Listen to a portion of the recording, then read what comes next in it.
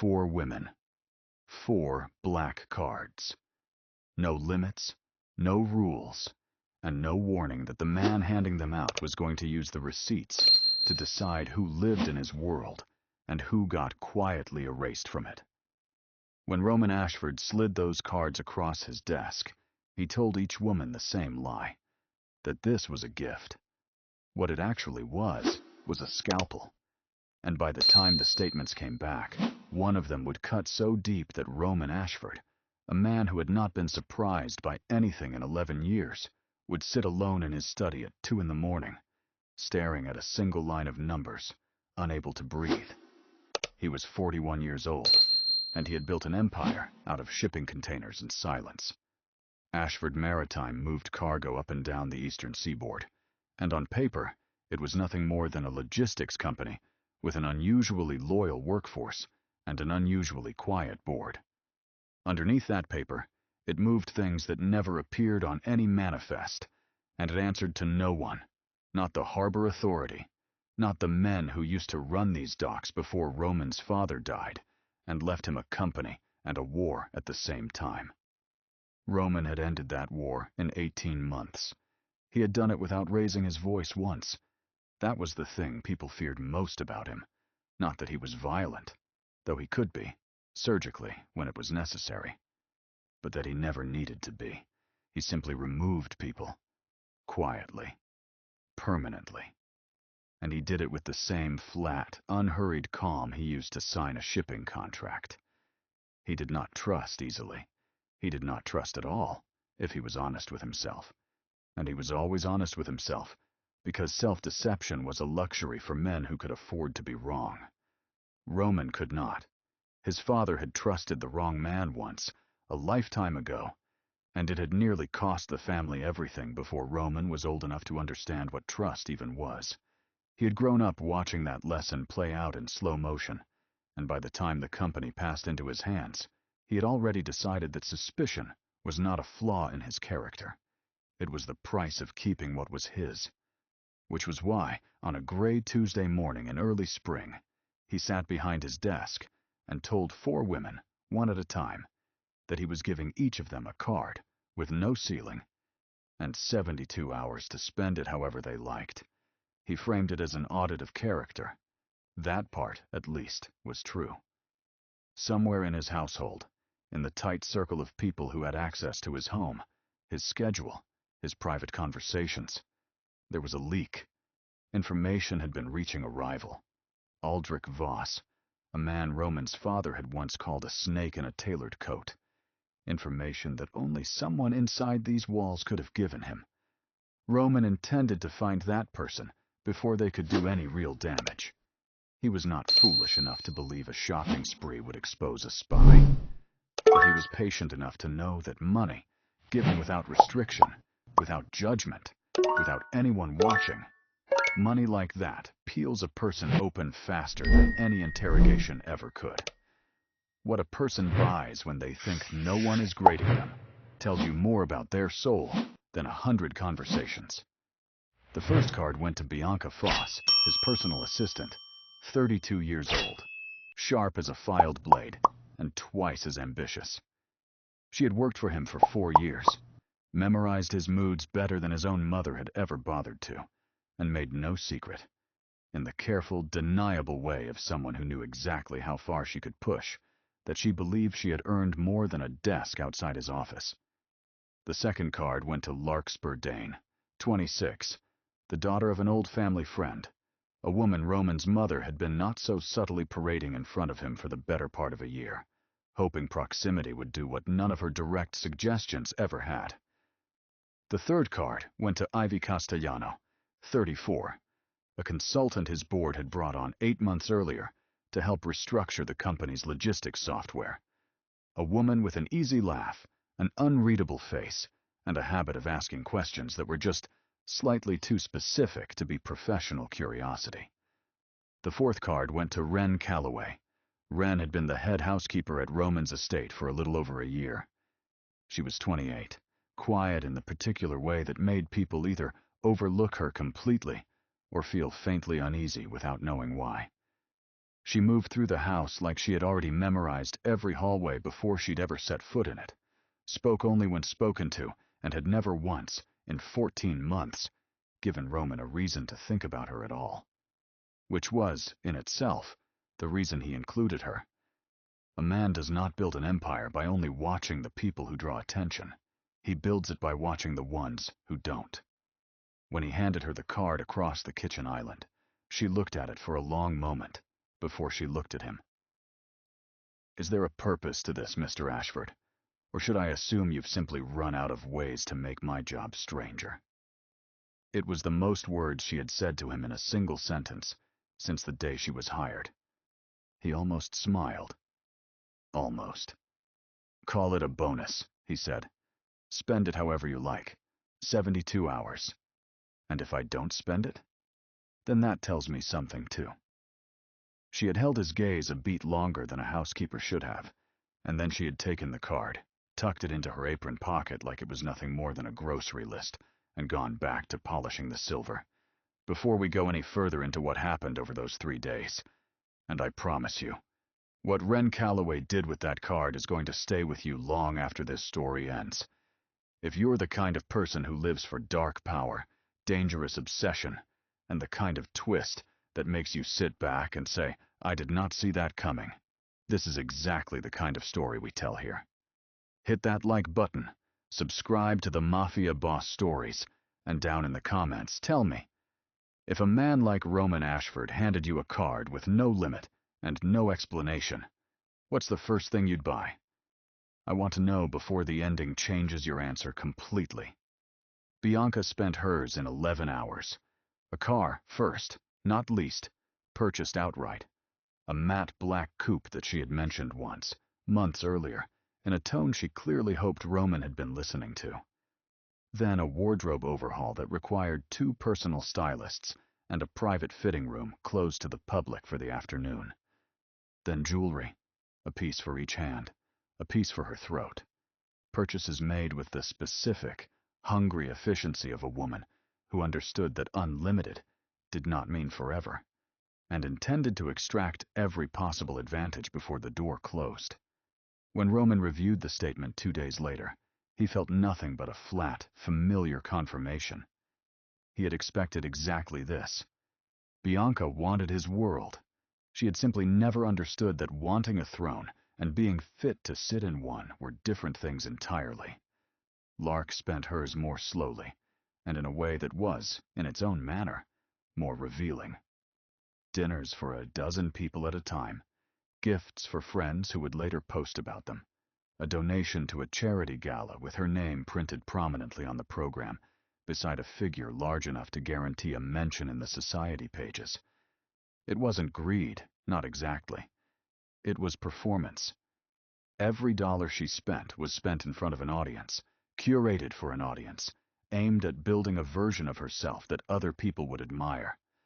Roman recognized it because he had grown up surrounded by people exactly like her. His mother's entire social circle ran on this particular currency. It told him Lark would make a lovely wife for a certain kind of man. It also told him, with total certainty, that she was not built for his world, where the people who mattered most were the ones no one else ever noticed. Ivy's statement was the one that made his jaw tighten. On the surface, it looked almost modest. A laptop, a few pieces of specialized software, 2 prepaid phones, a short stay at a boutique hotel 2 towns over that had no obvious business reason to exist. But Roman had not built an empire by taking surfaces at face value. He had a man run the serial numbers on the phones. He had another man trace the hotel reservation. What came back confirmed a suspicion he had been quietly nursing for months. The software Ivy purchased was the exact make used to intercept and mirror internal communications, and the hotel, it turned out, sat 2 miles from a property owned, several shell companies removed, by Aldrich Voss. He did not act on it yet. A man who moves too early loses the advantage of surprise, and surprise, in Roman's experience, was worth more than speed. He filed it away, cold and precise, and waited. Then he opened Wren's statement, and for the first time in longer than he could remember, Roman Ashford felt something close to genuine confusion. The total was small, almost embarrassingly small, set against a card with no limit at all. There was a payment made directly to a medical billing office, $640, covering the remainder of an outstanding balance for someone named Dorothy Calloway. There was a purchase of 2 pairs of work boots, steel-toed, size 11 and size 9, delivered not to Wren's address, but to the address of the estate's groundskeeper and his teenage son, who helped him on weekends. There was a modest transfer, $300, sent to an account under the name Ruth Calloway, with a memo line that simply read for the electric bill. And at the very bottom, folded neatly and left on his desk in an envelope with the remaining balance of the card documented to the cent, was a note in handwriting so precise it looked almost typed. "Mr. Ashford, I used what was necessary and returned the card. I've itemized everything below, in case you need it for your records. If this was some kind of test, I hope I passed for the right reasons, and not the wrong ones. If it wasn't, I apologize for overthinking a bonus." Roman read the note 4 times. It was not the small spending that unsettled him, though it did, in a way he would not have admitted to another living soul. It was the itemization, the precision, the instinct, buried under 14 months of quiet dusting and polished silver, to document, to reconcile, to leave a paper trail so clean an auditor could have signed off on it without a single question. Housekeepers did not think in itemized statements. Housekeepers did not return unused funds down to the cent with a memo line explaining the electric bill. People who thought like that had been trained to think like that, somewhere, by someone. For some reason, Wren Calloway had never once mentioned in 14 months of near-total silence. He had a man run her name that same night. What came back took 3 days, because whoever had built Wren Calloway's current identity had done careful, expensive work to bury the one that came before it. But money finds money, eventually, and buried things surface for men who are patient enough to keep digging. 6 years earlier, a woman named Wren Calloway, same date of birth, same faint scar above her left eyebrow, visible in an old employee ID photo, had worked as a senior forensic auditor for a regional bank in the Midwest. She had uncovered a laundering scheme running through 3 subsidiary accounts, a scheme large enough that when she flagged it internally, she expected an investigation. What she got instead was a smear campaign, a forced resignation, a father, a mid-level manager at the same institution, a man who had signed off on transfers he never fully understood, quietly fired and unable to find work again in the industry, and a scheme that, as far as Roman's man could determine, had never actually been shut down. It had simply gone quiet, buried, protected by people with enough reach to make an inconvenient whistleblower disappear from the record entirely. The bank's name meant nothing to Roman on its own. The names on 2 of the 3 subsidiary accounts meant everything. One belonged to a shell corporation he recognized instantly, because his own late father had spent years warning him to stay away from anything connected to it. It was a Voss holding. Aldrich Voss's father, specifically, running money through channels his son had since inherited, along with everything else. Roman sat with that fact for a long time. The woman polishing his silver, sleeping in the staff quarters above his garage, moving through his house in near total silence for 14 months, was the one person who had once come close to exposing the financial architecture of the family that was currently trying to bleed Roman's own company dry from the inside. And she had walked into his life not as a spy for Aldrich Voss, as he had half suspected when he handed out those 4 cards, but as something far more dangerous to keep his composure around. A woman who had already paid, once, for telling the truth about people like him, and had learned, the hard way, exactly how far he and men like him could reach to make an inconvenient truth disappear. He did not confront her that night. He told himself it was strategy. It was not entirely strategy. He found her 3 nights later in the kitchen, long after the rest of the staff had gone to bed, standing at the counter with a cup of tea she hadn't touched, staring at nothing in particular. She startled when she saw him in the doorway. Not fear, exactly, but the sharp, immediate alertness of someone who had trained herself, once, to always know where the exits were. "Dorothy Calloway," Roman said, and watched her go very still. "Your grandmother? You had someone look into me. I have someone look into everyone who touches my life closely enough to matter. You should be flattered. Most people don't earn the attention. Most people don't get handed a black card and told to spend it like a personality test." Her voice was even, but there was something underneath it now, something coiled tight. "What do you want, Mr. Ashford?" "I want to know why a woman with your particular skill set is scrubbing my silver instead of running a forensics department somewhere with your real name on the door."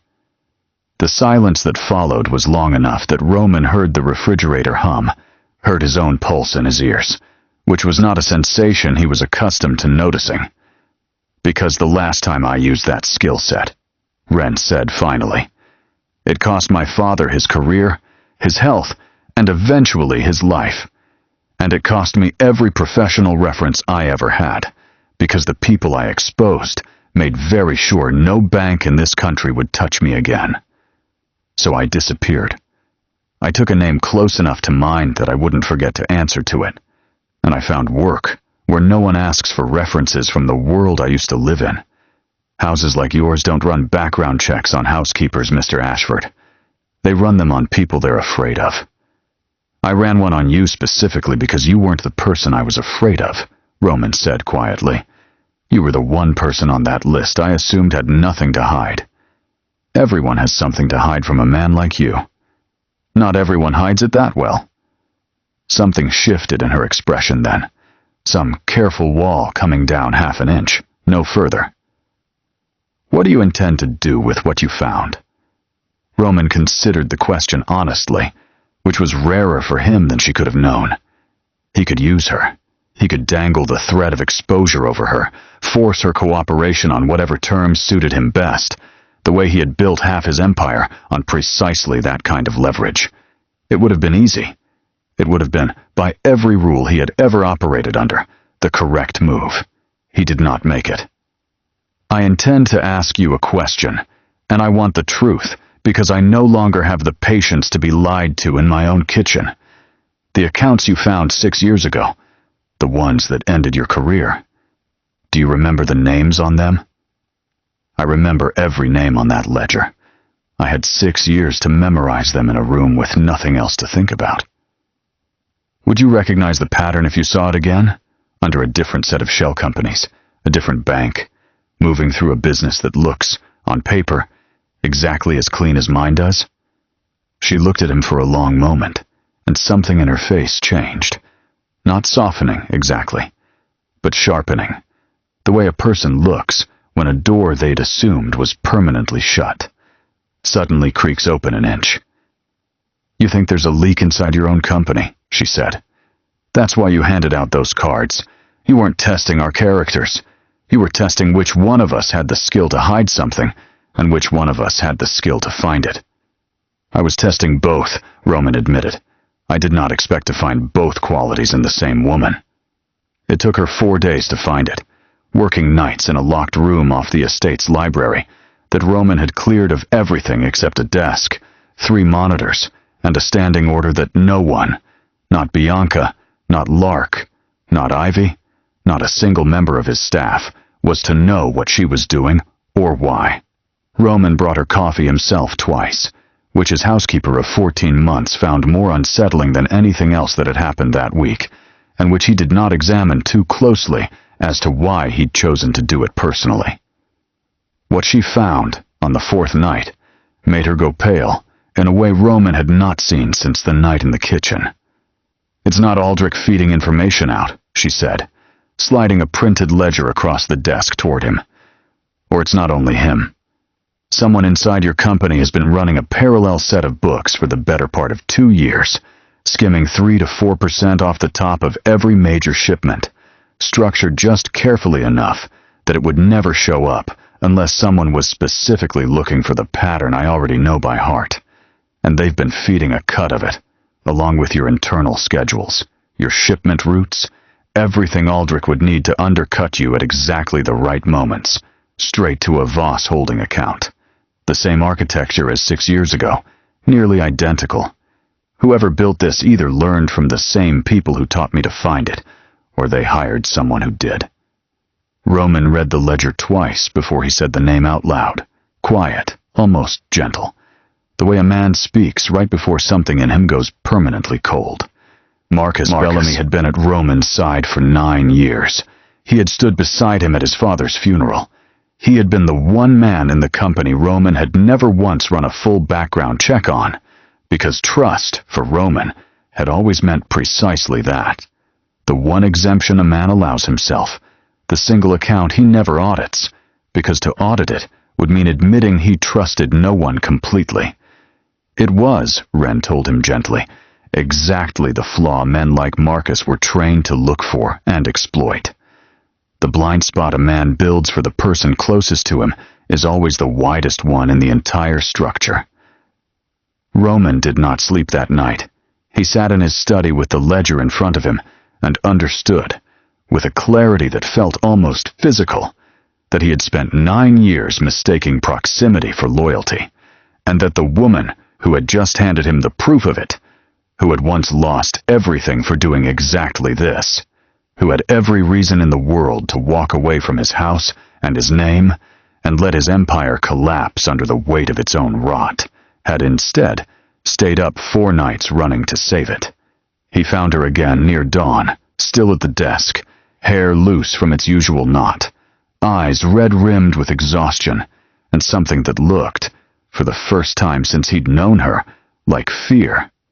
"If Marcus finds out I know," she said before he could speak, "he'll do to me exactly what the bank did 6 years ago. Except this time, I don't think it stops at a smear campaign. He won't get the chance." You say that like it's simple. It is simple. It's just not painless. Roman sat down across from her, close enough that he could see the exhaustion carved into her face, the particular kind of tired that came from carrying something too heavy for too long. Alone. "You could have handed me nothing. You could have taken that card, spent it on yourself, kept your head down, and let this house rot around you the way the last one did. No one would have blamed you for it." "I thought about it," Wren admitted. "For about 4 minutes, the first night I looked at your books and realized what I was looking at. And then I thought about the fact that if I stayed quiet, the next person Marcus decides is inconvenient might not have anywhere to disappear to. I know what it costs to speak up. I also know what it costs everyone else when the person who could have spoken up decides it's safer not to." Roman reached across the desk, slowly enough that she could have pulled away, and did not, and turned the ledger to face him fully, though he had already memorized every line of it. "I built an empire on the idea that I never needed to trust anyone completely," he said. "Every relationship I have runs on leverage, information, the certainty that I hold something over every person close enough to hurt me. It has kept me alive for 11 years. It has also made me exactly the kind of man Marcus knew how to rob blind, because I was so busy watching everyone else, I forgot to watch the one man I'd already decided was safe." He looked up at her.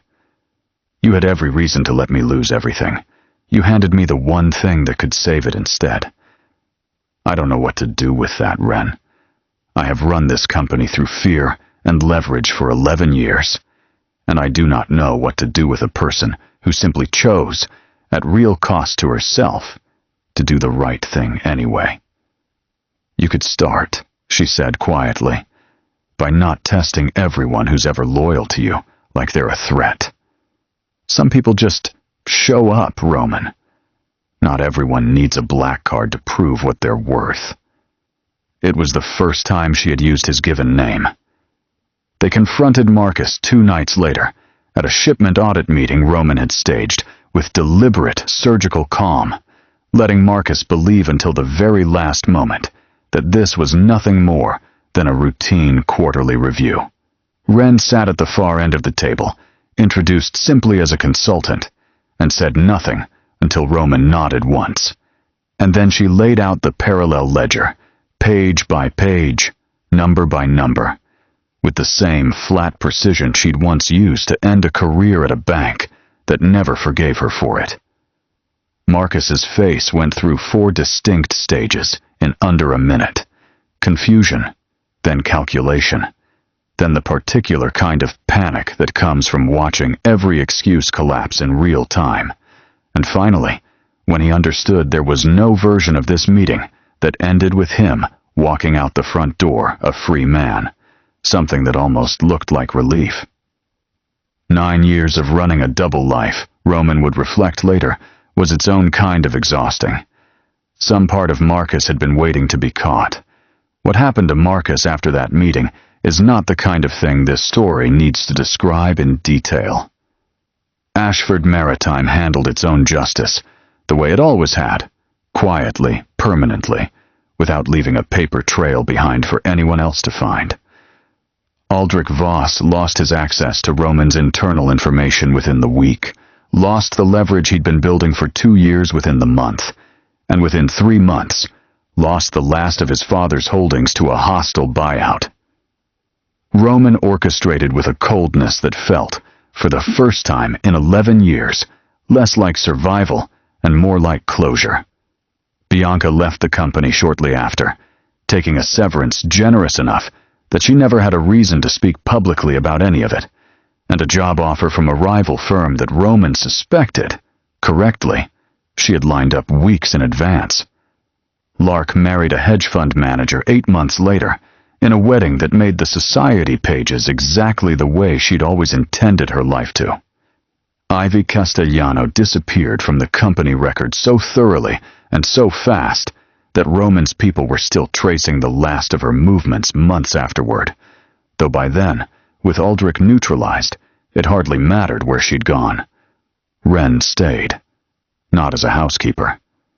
Roman offered her, 3 weeks after Marcus was dealt with, a position that did not officially exist on any organizational chart, Director of Internal Audit, a role built entirely around her, with authority to look into any account, any ledger, any employee, at any time, answerable only to him. She took it on one condition, delivered with the same flat calm she'd used to hand him a ledger that ended a man's career. That Roman would never again test her loyalty by handing her something and watching in silence to see what she did with it. If he wanted to know what she was capable of, he could simply ask. He had laughed at that. A real laugh, low and startled, the kind his staff had never once heard from him in 11 years, and told her he would try. They did not fall into each other's arms in some dramatic collapse of tension the night Marcus was exposed, the way stories like this are so often expected to end. It happened slower than that, the way real things tend to in the weeks that followed. In the coffee he kept bringing her without being asked, in the late nights in the library that stopped being about ledgers and started being about nothing in particular. In the moment 3 months later, when Roman Ashford, a man who had not trusted a single person completely in 11 years, told Ren Calloway the truth about something before she'd even had to ask him for it, and felt, for the first time since his father's funeral, that the ground under him was solid instead of something he had to constantly watch for cracks. The house that had once run on silence and suspicion learned, slowly, to run on something else. Roman never stopped being the man the docks feared, the man whose name alone still ended disputes before they started. But the woman who had once lost everything for telling an inconvenient truth had, in the end, been the only person in his entire empire who never once asked him for anything in return for saving it. If you were captivated by Ren Calloway's hidden strength and Roman Ashford's dark, guarded obsession, don't forget to hit that like button. We love bringing you these intense stories filled with betrayal, power, and unexpected twists. What would you have done in Ren's shoes? Speak up again, after everything it had already cost you, or stay silent and let it all burn? Drop a comment below and let us know. Make sure to subscribe to the Mafia Boss Stories and turn on notifications so you never miss a story.